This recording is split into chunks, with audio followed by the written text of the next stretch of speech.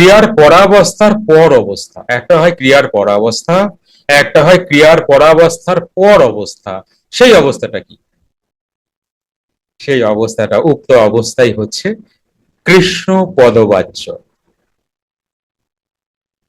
দেখো এখানে বাবা কৃষ্ণ বললেন না, কৃষ্ণ বললে তুমি বাঁশুড়িওয়ালা কে ধরে নেবে। এখানে বাবা বলছেন কৃষ্ণ পদবাচ্য। এই অবস্থাতে যিনি আসছেন তিনি স্বয়ং কৃষ্ণ, তাহাকেই কৃষ্ণ পদবাচ্য বলে।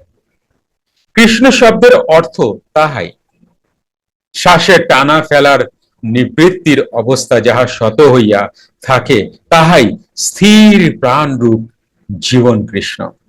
আর যাহারা গোপনে সাধন করে তাহারাই তো গোপী। গোপী শব্দের অর্থ ওই গোপীর নিজ শরীর রূপ বৃন্দাবনে এই জীবন কৃষ্ণের প্রকাশ রূপ আগমন প্রতীক্ষা সর্বদা করিয়া থাকে। কথাটা বুঝতে পেরেছো? ফ্রি মেডিটেশন ক্লাস প্রতি রবিবার রাত 8টা থেকে 9টা অবধি জুম অনলাইনে। এইবার দেখো কৃষ্ণ দ্বৈপায়ন বেদব্যাসজি ভাগবতকে কি করে শ্রীমদ ভাগবত গীতায় নিয়ে আসছেন বিষয়টাকে। ভাগবত এর একটা মিনিং, যে মিনিংটা আমরা জানি, কিন্তু ভাগবতের মধ্যে গীতাকে খুঁজে পাওয়া এটা কিন্তু সবাই জানে না, তাই না? কারণ কারণ গীতা অনেকে জানেই না। গীতা কতজন জানে না? নিয়ার অ্যাবাউট 95%, 90 to 95% গীতার অ্যাকচুয়াল ব্যাখ্যাই জানেন না। সেই ব্যাখ্যার সাথে তোমার কম্পেয়ার করে সে জায়গায় উপস্থাপন করছেন যে বৃন্দাবনের গোপী কি।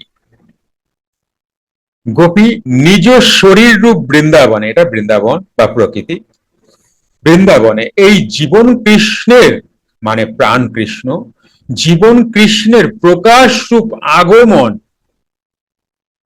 প্রতীক্ষা ক্রিয়ার দ্বারা রোজ ক্রিয়া করছেন, রোজ সাধনা করছেন, ঘন্টার পর ঘন্টা সাধনা করছেন আর প্রতীক্ষা করছেন প্রাণবল্লভ কখন দেখা দিবে, কখন তার সাথে মিশিব। বুঝতে পারছো? যুক্ত ক্রিয়াযোগ, সুষুম্না অন্তর্মুখী প্রাণায়াম, সম্ভাবী মহামুদ্রা, কপালভাতি শিখতে চাইছেন? প্রতি সপ্তাহে মঙ্গল, বুধ ও বৃহস্পতিবার রাত 8টা থেকে 9টা অবধি জুম অনলাইনে নিজের বাড়ি বসেই শিখতে পারবেন। যোগাযোগ জ্ঞানী গুরু কমিউনিটি, ফোন নাম্বার 9903680146।